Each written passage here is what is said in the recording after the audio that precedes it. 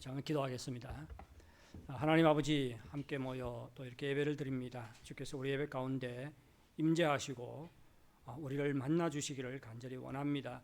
또한 우리가 예배 가운데 온전히 하나님만 바라보고 하나님을 높여드릴 수 있도록 인도하여 주시옵소서. 이 시간 주의 말씀을 들을 때 성령께서 말씀으로 우리 앞에 빛을 비추어 주시기를 간절히 원합니다. 그래서 정말 어두움을 벗어나게 도와주시고 빛 가운데 행하게 도와주시고 하나님 뜻 가운데 살아갈 수 있도록 인도하여 주시옵소서. 주의 말씀을 통해서 우리를 새롭게 하시고 우리의 믿음을 굳건하게 하시고 정말 주의 뜻 가운데 살 수 있도록 역사해 주시기를 간절히 원합니다. 감사하며 예수님의 이름으로 기도하옵나이다. 아멘. 우리는 지난 주일에 어떻게 고난에 직면해야 하는가를 살펴보았습니다. 우리는 고난 속에서 참고 기다려야 하는데 이는 우리에게 영광스러운 소망이 있기 때문입니다. 우리가 이 땅에 사는 동안 고난을 당하고 그리스도와 함께 또 고난을 받게 되면 반드시 그리스도와 함께 영광도 받게 됩니다. 우리는 장차 부활하여 우리의 몸이 부활하신 그리스도의 몸과 같이 영광의 몸을 가지게 됩니다. 그리고 천국에서 영원히 하나님과 함께 살게 됩니다. 우리는 이러한 영광의 소망 때문에 고난의 긴 터널을 지날 때 절망하지 말고 참고 기다려야 하는 것입니다. 그런데 우리에게는 고난이라는 외적인 문제가 있을 뿐만 아니라 우리 연약함이라는 내적인 문제도 안고 있습니다. 우리 모두는 다 연약합니다. 연약하지 않는 사람은 없습니다. 만일 우리가 알렉산더의 죽음을 보게 되면 인간이 얼마나 연약한가를 확인할 수가 있습니다. 알렉산더 대왕은 몽골의 칭기스칸 다음으로 많은 땅을 정복하고 차지했던 왕입니다. 그는 주전 4세기 사람으로서 13년 동안 마게도나의 왕 노릇을 하는데 그 기간에 알렉산더는 그리스, 페르시아, 인도에 이르는 대제국을 건설했습니다. 그런데 33세의 젊은 나이에 갑작스러운 죽음을 맞이하게 됩니다. 이 알렉산더 대왕의 사망 원인에 대해서는 여러 가지 견해들이 있는데 알렉산더 대왕은 사망하기 전 2주일간 고열에 시달렸습니다. 그래서 모기에 물려서 말라리아에 감염된 것이 사망 원인이라고 보는 것이 가장 많이 거론되는 견해입니다. 뛰어난 군사 전략가로서 수많은 지역을 정복하고 사람들의 간땀을 서늘케 했던 알렉산더 대왕이 모기에 물려 죽었다는 것은 인간이 참으로 연약하다는 것을 보여주는 사례입니다. 우리는 다 연약합니다. 아무리 강하게 보이는 사람도 다 연약한 부분이 있지요. 이것은 우리 자신을 보아도 잘 알 수 있습니다. 우리는 육체적으로 연약할 뿐만 아니라 정신적으로도 연약하고 또 영적으로도 연약한 존재들입니다. 우리 주변에는 육체적인 질병 때문에 고통당하는 사람들이 수없이 많습니다. 그리고 정신적인 스트레스 때문에 또 정신적인 고통을 당하는 사람들도 있지요. 우리가 영적으로 연약하다는 것은 더 말할 것도 없습니다.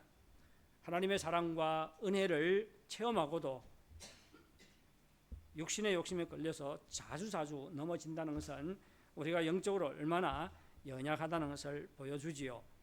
우리는 믿음이 약해서 근심과 불안 속에서 살아갈 때가 있습니다. 그리고 자신감이 없고 주저앉고 싶을 때도 있습니다. 하나님의 뜻을 몰라서 방황할 때도 있지요. 그리고 힘들고 어려울 때 기도하려고 해도 어떻게 기도하면 좋을지 몰라서 답답할 때도 있습니다. 이렇게 너무나도 연약하고 무능하고 우둔한 자신의 모습을 보면서 정말 원망스러울 때도 있습니다. 자신이 싫어질 때도 있고 또 낙심과 절망에 빠져서 헤어나오지 못할 때도 있습니다. 그러면 신앙생활을 오래도록 하면 이런 연약함이 사라질까요? 어떻습니까? 신앙생활 오래도록 하면 연약함이 사라질까? 저는 과거에 이런 기대를 했어요. 그런데 하나님의 풍성한 은혜를 받고도 받고 또 성령 충만하면 연약함이 완전히 사라질 거라고 생각했는데 그렇지 않더라고요. 우리의 연약함은 사라지지가 않습니다. 우리는 스스로의 힘으로 우리 연약함을 극복할 수도 없고 우리 연약함은 사라지지도 않습니다. 저는 36년째 신앙생활을 하고 있습니다. 신학 공부만 해도 한 5년 넘게 신학 공부를 했어요. 그리고 지금까지 또 풀타임으로 오래도록 섬겼지요. 그리고 신분이 목사입니다. 그런데도 불구하고 영적으로 연약할 때가 너무 많습니다. 여러분 어떻습니까? 저와 비슷하지 않습니까? 어때요? 저는 평생 연약한 존재로 살아가야 하는 것이 우리의 현실이고 우리의 운명이라고 생각을 합니다. 연약함은 사라지지 않습니다. 그러면 우리는 우리 자신의 연약함을 어떻게 대해야 할까요? 자신이 연약하다고 생각할 때 우리는 어떻게 해야 할까요? 우리가 여기에 대한 해답을 얻기 위해서는 우리가 알아야 할 것이 있습니다. 우리가 우리 자신이 연약하면 어떻게 대해야 하는지, 그리고 우리가 연약할 때 또 어떻게 해야 하는지, 이 질문에 대한 해답을 얻기 위해서는 우리가 연약할 때 성령님께서 어떻게 역사하는가를 알아야 합니다. 오늘 본문은 성령께서 우리 연약함을 도우신다고 말하고 있지요. 그렇죠? 26절에요. 우리 연약함을 도우신다고 말하고 있습니다. 예, 성령님께서는 우리 연약함을 없애주는 것이 아니라 우리의 연약함을 도와주십니다. 성령님께서 우리 몸을 자신의 거처로 삼으셨지요. 그래서 우리 몸은 성령의 전입니다. 예, 성령님께서 우리 몸을 자신의 거처로 삼고 우리 안에 거하시는 것은 우리와 동행하시고 우리를 도와주시기 위해서입니다. 과거에 하나님께서는 이스라엘 백성들로 하여금 성막을 짓도록 하고 또 이스라엘 백성 가운데 거하셨지요. 이것은 이스라엘 백성들을 도와주고 그들을 인도하기 위해서입니다.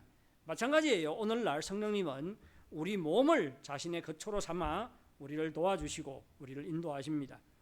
따라서 우리는 더는 자신의 연약함 때문에 낙심해서는 안 됩니다. 오히려 우리 연약함을 인정을 하고 이러한 연약함이 있는 것 때문에 감사해야 됩니다. 왜 감사해야 되죠? 우리의 연약함이 성령님의 도움을 받을 수 있는 조건과 통로가 되기 때문입니다. 우리가 우리의 연약함 때문에 성령님의 도우심을 받게 되면 우리는 더욱 능력 있는 삶을 살 수가 있습니다. 따라서 더는 인간적인 시각으로 자신의 연약함을 바라보지 마시고 하나님의 시각으로 자신의 연약함을 바라보시기 바랍니다. 우리 자신의 연약함을 인정하고 받아들이고 그리고 감사하고 더 나아가서 겸손히 성령님을 의지하시기 바랍니다. 오늘 아침에 교회 올 때도 자신의 연약함 때문에 얼마나 연약하다고 생각이 되는지요. 그래서 이렇게 살아서는 안 되는데 심지어 참 목회 생활을 포기하고 싶을 때도 참 많습니다. 그런데도 어떻게 해요? 오늘 이런 설교 준비를 했기 때문에 이 안에 들어오기 전에 이 건물에 들어오기 전에 그래도 어떻게 이것을 인정하고 받아들이고 그리고 감사하고 더 나아가서 어떻게 되죠? 겸손히 성령님을 우리를 도우시는 우리의 연약함을 도우시는 성령님을 의지해야 되겠다 그런 생각을 하면서 이 건물에 들어왔습니다. 그러면 성령님은 우리를 어떻게 도와주시는 걸까요? 우선 성령님은 말할 수 없는 탄식으로 우리를 위하여 친히 간구합니다. 우리 26절을 다 같이 읽도록 하겠습니다. 시작. 이와 같이 성령도 우리의 연약함을 도우시나니 우리는 마땅히 기도할 바를 알지 못하나 오직 성령이 말할 수 없는 탄식으로 우리를 위하여 친히 간구하시느니라. 26절은 성령님께서 말할 수 없는 탄식으로 우리를 위해서 간구한다고 말하고 있지요. 여기에서 말할 수 없다는 말은 말로 표현할 수 없다는 말이 아닙니다.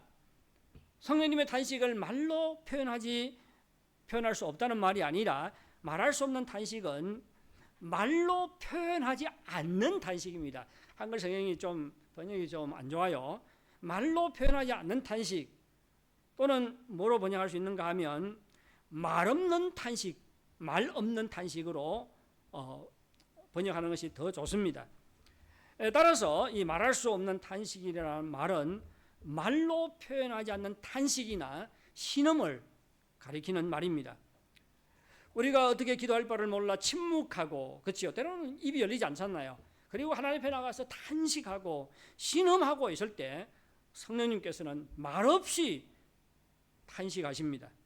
성령님께서 탄식하는 것은 우리의 연약함 때문입니다. 우리가 기도할 바를 몰라 탄식하고 방황할 때 성령님께서는 말없이 탄식을 하십니다. 우리는 우리 자식들이 사고를 칠 때 부모의 마음 어때요? 유치원에 보내놨더니 계속 싸우긴 하고 선생 말도 듣지 않고 막 공부하라고 막 책을 찢어버리고 막 그런 아이는 없겠지만 만약 이런 아이가 있다고 합시다. 그러면 부모의 마음이 어때요? 너무 속상하지요. 그렇지 않습니까? 너무 속상합니다. 제가 한국에서 유학할 때 우리 큰아이가 1살 반이었어요. 그때 우리 조카아이가 이렇게 집에 왔습니다. 우리 집에 와서 2년 동안 우리 집에서 살았어요. 그 아이가 2살 반이었거든요. 그래서 매일 학교 가기 전에 자전거를 타고 유치원에 데려다주고 학교 가고 또 오후에는 시간이 돼서 또 마중에 오고 그랬습니다. 근데 하루는 막 이렇게 연락이 왔어요. 유치원에서. 갔더니 막 애하고 장난을 치가지고 그때가 한 4살, 5살 됐을 것 같아요. 아이구나. 4살 반 때 아버지에게 돌려줬으니까네. 4살이 안 됐네요, 그러면. 애를 밀어가지고 이게 땀이 아니지 않습니까? 이빨에는 떨어져 나갔더라고요. 야, 이거 어떻게 하지? 얼마나 막 속상하고 걱정되고 근심이 되는지. 그래서 그 아이의 부모가 오기를 기다렸죠. 엄마가 왔어요. 야, 근데 얼마나 감사하든지. 뭐 또 나면 되지만 이가 아직도 마침 여기 또 상처가 없어요. 입술에는 그렇게 부딪혔는데도 불구하고 상처가 없어요. 아마 이빨만 딱 부딪혔던 것 같습니다. 그리고 엄마가 보더니 괜찮대요. 가라고 그러더라고요. 야, 얼마나 막 두근두근하는 마음을 가지고 기다렸는데 뭐 가라고 해요. 그러면 우리 돌아와서 어떻게 해야 될까요? 아이 막 썩어지게 막 혼내줘야 될까요? 그럴 필요가 전혀 없지요. 그러지 말라고 좀 말하지요. 너무 과하게 장난치지 말라고. 뭐 아이가 뭐 알고 그랬겠습니까? 그렇지요. 이 아이의 연약함입니다. 예. 근데 유치원에 아이를 보내놨더니 계속해서 사고 치고 그러면 엄마의 마음이 어때요? 너무나도 속이 타고 이 아이를 또 막 그런 전화 받고 그러면 막 속이 타가지고 막 눈물도 나고 그러지 않습니까? 예. 이 부모가 자식 때문에 속타고 탄식하고 눈물을 흘리는 것은 자식의 연약함을 어떻게 해요? 알기 때문입니다. 그리고 자식을 사랑하기 때문입니다. 부모의 탄식은 자식들의 이러한 연약함에 참여하는 것입니다. 마찬가지로 성령님이 연약한 우리를 위해서 탄식하는 것은 우리의 연약함, 우리의 탄식, 우리의 고통과 답답함을 알기 때문입니다. 또한 우리를 사랑하기 때문에 이 탄식함으로 우리의 고통에 참여하는 것입니다. 따라서 성령님께서 말할 수 없는 탄식으로 우리를 위하여 친히 간구한다는 것은 아무런 감정 없이 기도하는 것이 아니지요. 우리는 때로는 다른 사람을 위해서 기도할 때 기도 목사로서 기도해야 되지 그러면서 어떻게 돼요? 아무런 느낌도 없이 다른 사람 막 암에 걸려 가지고 오늘 내일 하는데 이런 사람을 위해서 기도하면서도 어떻게 돼요? 아무런 느낌도 없이 그저 기도할 때가 있습니다. 근데 성령님께서 말할 수 없는 탄식으로 우리를 위해서 친히 관가한다는 것은 이렇게 아무런 감정 없이 기도하는 것이 아니라 우리의 아픔과 고통을 안고 기도하는 것을 말합니다. 부모가 사랑하는 자식을 위해서 눈물로 기도하는 것처럼 성령님은 우리를 사랑하는 마음을 가지고 탄식하면서 간절히 우리를 위해서 기도하십니다. 이것이 성령님께서 첫 번째로 우리를 돕는 거고요. 두 번째로는 성령님은 하나님의 뜻대로 우리를 위하여 간구하십니다. 우리 27절 보겠습니다. 다 같이 읽겠습니다. 시작. 마음을 살피시는 이가 성령의 생각을 아시나니 이는 성령이 하나님의 뜻대로 성도를 위하여 간구하심이니라. 27절은 성령님이 하나님의 뜻대로 우리를 위하여 간구한다고 말하고 있습니다.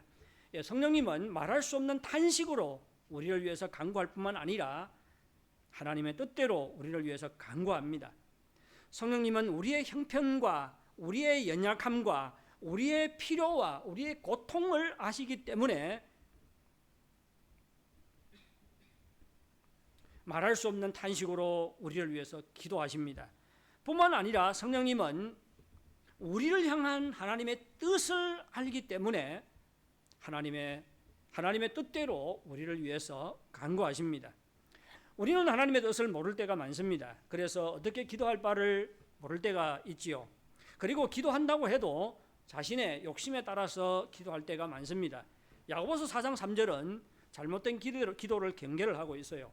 구하여도 받지 못하면 정욕으로 쓰려고 잘못 구하기 때문이라. 우리가 응답받지 못하는 잘못된 기도를 하는 것은 하나님의 뜻을 모르기 때문입니다. 무엇이 우리에게 진정으로 유익한지를 모르기 때문입니다. 우리는 하나님의 뜻대로 구하지 않고 자신의 보기에 좋은 것, 자신의 욕구를 만족시킬 수 있는 것을 간구할 때가 많습니다. 그 전형적인 예가 십자가 죽음을 앞둔 예수님께 오른쪽과 왼쪽에 앉게 해달라고 구한 요한과 야고보의 간구라고 말할 수가 있겠습니다. 여러분 자신의 기도를 한번 돌이켜 보시기 바랍니다. 여러분은 기도할 때 어떠한 기도를 많이 하십니까? 하나님의 뜻을 구하고 하나님의 뜻이 여러분의 삶에 이루어지기를 위해서 기도하십니까? 아니면 여러분의 현실적인 필요를 채워달라고 기도하십니까? 아마 대부분의 기도가 자신의 필요를 하나님께서 채워달라고 하나님의 도움을 구하는 기도일 것입니다. 우리는 우리의 필요를 가지고 하나님 앞에 나가서 하나님의 도움을 구해야 합니다. 이것은 아주 좋은 기도예요. 하지만 우리의 기도가 우리의 현실적인 필요에 국한되어 있어서는 안 되지요. 만일 우리의 기도가 우리 현실적인 필요에만 국한되어 있다면 우리의 관심이 우리를 향한 하나님의 뜻이 아니라 우리의 문제가 해결되고 우리의 필요가 만족되는 것에 있기 때문입니다. 또한 하나님의 뜻이 어떤 것이고 하나님의 뜻이 이루어지는 것이 우리에게 얼마나 큰 유익인지를 모르기 때문입니다. 우리는 우리 욕심에 따라서 기도할 때가 많습니다. 그렇지 않더라도 우리의 기도가 우리 자신의 필요에 국한될 때가 많습니다. 하지만 성령님은 다릅니다. 성령님은 우리를 향한 하나님의 뜻이 무엇인지를 분명히 아십니다. 그리고 하나님의 뜻이 이루어지는 것이 우리에게 얼마나 큰 유익을 가져다 주는지를 압니다. 고린도전서 2장 10절은 이렇게 말합니다. 성령은 모든 것 곧 하나님의 깊은 것까지도 통달하시느니라. 성령님은 모든 것을 아십니다. 하나님의 깊은 것까지도 통달한다는 것은 드러나지 않는 하나님의 뜻까지 다 아신다는 것이죠. 이는 성령님께서 모르는 것이 없다는 것을 말해줍니다. 성령님은 우리의 필요를 속속들이 알 뿐만 아니라 하나님의 드러나지 않는 깊은 뜻까지도 다 분명히 아시는 분입니다. 그래서 성령님은 하나님의 뜻대로 우리를 위해서 간구할 수가 있습니다. 성령님께서는 우리를 위해서 기도하실 때 하나님의 뜻이 우리에게 이루어지도록 간구하십니다. 여러분, 성령님은 우리의 연약함, 우리의 고난, 우리의 필요를 알기 때문에 말할 수 없는 탄식으로 우리를 위해서 간구합니다. 성령님은 또한 우리를 향한 하나님의 뜻을 알 뿐만 아니라 하나님의 뜻이 이루어지는 것이 우리에게 가장 유익한 것을 알기 때문에 우리를 위해서 기도할 때 하나님의 뜻대로 우리를 위해서 간구하십니다. 우리의 연약함 때문에 답답하고 방황할 때 우리를 위해서 간구하시는 성령님이 계심을 기억하시기 바랍니다. 그러면 성령님이 우리를 위해서 간구하시는데 우리가 기도할 필요가 있어요, 없어요? 어떻습니까? 뭐 성령님께서 우리를 위해서 기도하는데 뭐 우리가 왜 기도하겠어요? 가만히 있으면 되죠. 그렇지 않습니까? 그렇지 않지요. 우리 26절을 보면 답이 나와 있습니다. 26절에 이런 말이 있어요. 우리는 마땅히 기도할 바를 알지 맞지요? 알지 못하나. 제가 26절하고 27절을 막 잘못 써놨네. 우리는 마땅히 기도할 바를 알지 못하나 오직 성령이 말할 수 없는 탄식으로 우리를 위해서 간구하느니라. 보십시오. 여기서 우리는 마땅히 기도할 바를 알지 못하나. 기도할 바를 알지 못한다는 것은 기도하지 않는다는 말이 아니죠. 기도할 바를 알지 못하는 것은, 못한다는 말은 기도하는 것을 전제로 말하고 있지요. 그렇지 않습니까? 기도를 하는데 기도할 바를 알지 못한다. 그런 뜻이 아닙니까? 기도하지 않는다는 말이 아니라 기도를 하는 것을 전제로 하고 있습니다. 기도를 하지만 바르게 기도하지 못하고 있는 상태를 말하는 것이고, 또 기도하려고 해도 입이 열리지 않아서 답답해하는 상태를 말합니다. 성령님은 우리가 기도하려고 해도 입이 열리지 않아 답답할 때 말할 수 없는 탄식으로 우리를 위해서 간구하십니다. 성령님은 우리가 입을 열어서 기도하려고 해도 어떠한 말도 할 수 없는 그러한 답답한 상황 가운데 처할 때 하나님의 뜻대로 우리를 위해서 간구하십니다. 성령님께서 우리를 위해 간구하기 때문에 우리는 아무것도 하지 않아도 된다. 이것은 틀린 것이지요. 오늘 본문은 우리가 기도하지 않아도 성령님께서 우리를 위해서 기도한다고 간구한다고 말하지 않습니다. 반대로 우리가 기도할 바를 알지 못해서 답답해하고 또 제대로 기도를 하지 못할 때 성령님께서 우리를 위해서 간구한다고 말하고 있습니다. 따라서 우리는 기도할 바를 알지 못해 입이 열리지 않아도 우리는 기도하려고 애써야 합니다. 입이 열리지 않아 탄식하는 것도 기도의 한 종류지요. 그렇지 않습니까? 하나님 앞에 나와서 아무 말도 하지 못하고 탄식하고 눈물 흘리고, 그것도 뭐예요? 기도의 한 종류입니다. 따라서 기도할 바를 알지 못할 때도 하나님 앞에 나가시기 바랍니다. 제대로 기도하지 못해도 입을 열어서 기도하시기 바랍니다. 그러면 성령님께서 우리를 위해서 간구하십니다. 우리의 기도는 성령님께서 함께 하시는 기도지요. 따라서 우리가 막 답답해하고 속상하고 탄식하고 눈물을 흘릴 때도 우리는 혼자 기도하는 것이 아니에요. 우리는 기도 동반자가 있지요. 성령님입니다. 성령님께서 우리와 함께 하시고 탄식함으로 우리를 위해서 기도하시고 또 하나님의 뜻대로 우리를 위해서 기도하십니다. 그러면 우리가 기도할 바를 알지 못해 제대로 기도하지 못할 때 하나님께서 우리의 기도에 응답하실까요? 어떻습니까? 우리가 기도할 바를 몰라서 입을 열어서 기도하지 못하고 하나님 앞에서 탄식만 하고 눈물만 흘릴 때 하나님께서 우리의 기도에 응답하실까요? 대답은 무엇일까요? 응답이지요. 응답입니다. 하지만 우리의 뜻대로 기도 응답하지 않고 누구의 뜻대로 기도 응답해요? 성령님이 구하시는 대로 응답하겠지요.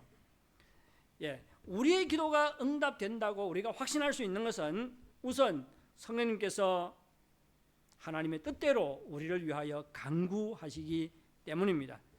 하나님께서는 우리가 기도한 대로 응답하는 것이 아니라 성령님께서 우리를 위해 기도한 대로 응답하십니다. 하나님의 뜻이 우리에게 이루어지게 하십니다.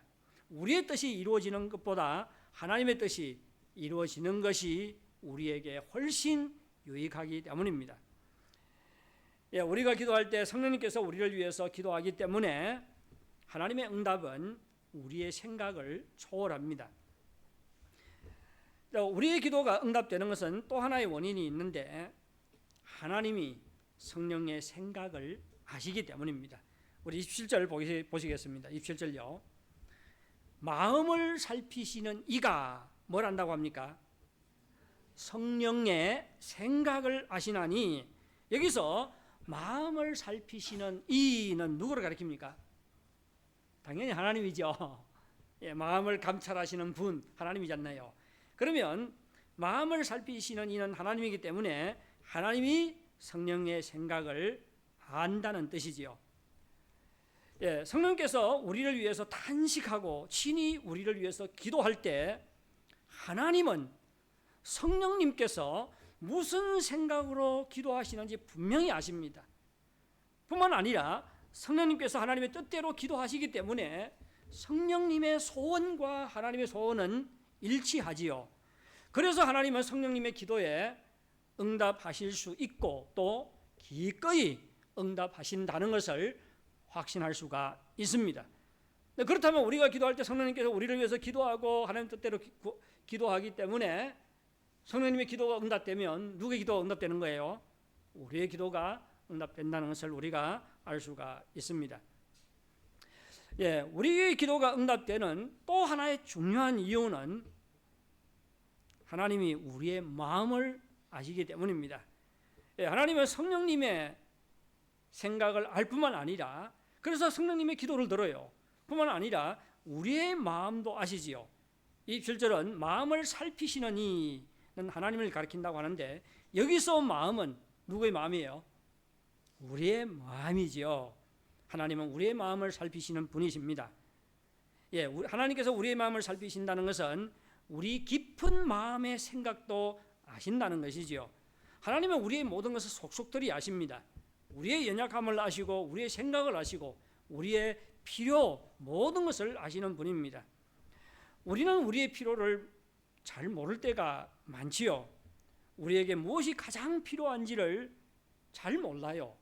그래서 우리의 소원은 하나님과 다를 때가 많습니다. 하지만 하나님은 우리에게 무엇이 가장 필요한지를 아십니다. 하나님께서는 우리의 필요를 아시기 때문에 우리의 기도에 응답하시는 것입니다. 하나님께서 우리의 기도를 응답하실 때 우리에게 어떠한 일이 일어날까요? 우리가 연약할 때 하나님 앞에 나가서 기도하면 성령님께서 우리를 위해서 기도하시고 우리의 연약함을 도와주시지요. 그러면 하나님께서 성령님의 기도, 우리의 기도를 들으시고 어떻게 해요? 우리의 기도에 응답하십니다. 그러면 하나님께서 우리의 기도와 성령님의 기도에 응답하실 때 우리에게 어떠한 일이 일어날까요? 하나님께서 응답하시는데 하나님의 응답은 어떤 것일까요? 28절부터 30절을 교독하도록 하겠습니다. 우리 30절은 다 같이 읽겠습니다. 우리가 알거니와 하나님을 사랑하는 자 곧 그의 뜻대로 부르심을 입은 자들에게는 모든 것이 합력하여 선을 이루느니라. 하나님이 미리 아신 자들을 또한 그 아들의 형상을 본받게 하기 위하여 미리 정하셨으니 이는 그로 맏아들이 되게 하려 하심이라. 또 미리 정하신 그들을 또한 부르시고 부르신 그들을 또한 어렵다 하시고 어렵다 하신 그들을 또한 영화롭게 하셨느니라. 28절부터 30절까지의 내용은 하나님께서 우리에게 어떻게 응답하시는가에 대한 내용을 구체적으로 기술하고 있습니다. 28절에서 모든 것이 합력하여 선을 이룬다, 이 말은 중국말하고 좀 번역이 다른데요. 神使万事互相效力叫爱神的人得益处, 이렇게 번역했어요. 그러면 선을 이룬다, 모든 것이 합력하여 선을 이룬다는 것은 무슨 말입니까? 우리가 겪는 모든 일들을 통해서 우리로 하여금 뭐하게 한다? 유익을 얻게 한다, 그렇게 이해하시면 되겠습니다. 하나님께서는 우리가 겪는 모든 것이 합력하여 선을 이루심으로 우리로 하여금 유익을 얻게 하십니다. 그러면 우리는 어떤 유익을 얻게 되는 것일까요? 이 부분은 29절부터 30절에 기록되어 있습니다. 우리가 얻는 유익은 하나님의 아들의 형상을 본받는 것입니다. 그리고 최종적으로는 어떻게 되는 것이에요? 영화롭게 되는 것입니다. 그래서 29절에 하나님의 미리 아신 자들 또한 그 아들의 형상을 본받게 하기 위하여 미리 정하셔서는 이렇게 말하고 있습니다. 예, 하나님의 아들 예수 그리스도의 형상을 본받게 되는 것이지요. 그의 성품을 닮아가는 것입니다. 근데 이것이 전부가 아니에요. 전부가 아니에요. 예, 형상을 본받는다는 말은 무엇과 연결이 되는가 하면 30절 마지막에 나오는 그들을 또한 영화롭게 하셨느니라. 무슨 말이에요? 그리스도의 형상을 본받아 나간다는 것은 장차 우리가 예수 그리스도와 함께 영화롭게 된다는 것을 말하는 것입니다. 여러분, 우리는 연약합니다. 우리 스스로 연약함을 극복할 수가 없어요. 연약함은 없어지지 않습니다. 우리는 평생토록 연약함을 가지고 살아가야 합니다. 그런데 이러한 연약한 우리가 어떻게 그리스도와 함께 영광을 받을 수가 있을까요? 왜 그렇습니까? 성령님께서 우리 연약함을 도우시기 때문입니다. 하나님께서 우리의 기도를 응답하시고 성령님의 기도를 응답하셔서 우리가 겪는 모든 것을 통해 우리로 하여금 유익을 얻게 하시기 때문입니다. 우리로 하여금 예수 그리스도의 형상을 본받게 하고 또 장차 그리스도와 함께 영광을 받게 하시기 때문입니다. 이것이 바로 우리가 받게 되는 유익입니다. 이 부분은 다음 주일에 우리 상세하게 살펴보도록 하겠습니다. 생각보다 설교가 일찍 끝나네요. 길다고 생각해가지고 다음 내용은 준비를 하지 않았는데, 사랑하는 성도 여러분, 우리는 다 연약합니다. 성령님께서 우리의 연약함을 도우시는데 우리의 연약함을 없애주는 것이 아니라 우리의 연약함을 도와주십니다. 말할 수 없는 탄식으로 우리를 위해서 간구하시고 하나님의 뜻대로 우리를 위해서 간구하심으로 우리의 연약함을 도와주십니다. 그 결과 하나님의 뜻이 우리에게 이루어짐으로 우리가 큰 유익을 얻게 됩니다. 그리스도의 형상을 본받게 되고 장차 받을 영광을 향해 나아가게 됩니다. 따라서 연약함을 극복한다기보다도 연약함을 이기는 길은 무엇이지요? 기도입니다. 그렇지요.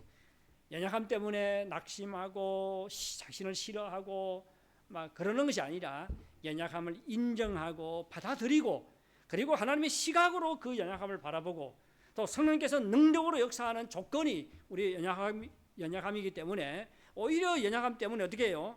감사하고 그리고 어떻게 자신의 연약함을 알고 겸손히 하나님 앞에 나와서 기도하는 것입니다. 우리의 연약함 때문에 힘들고 답답할 때 하나님 앞에 나아가 기도하시기 바랍니다. 성령님께서 우리를 위해 간구하실 것을 믿고 기도하시기 바랍니다. 하나님께서 우리의 기도에 응답하실 것을 믿고 기도하시기 바랍니다. 연약할 때 기도함으로 다 성령님의 도움을 받으시는 여러분들이 되시기를 바랍니다. 예, 우리 다 같이 성령이 오셨네, 이 찬양을 부르도록 하겠습니다.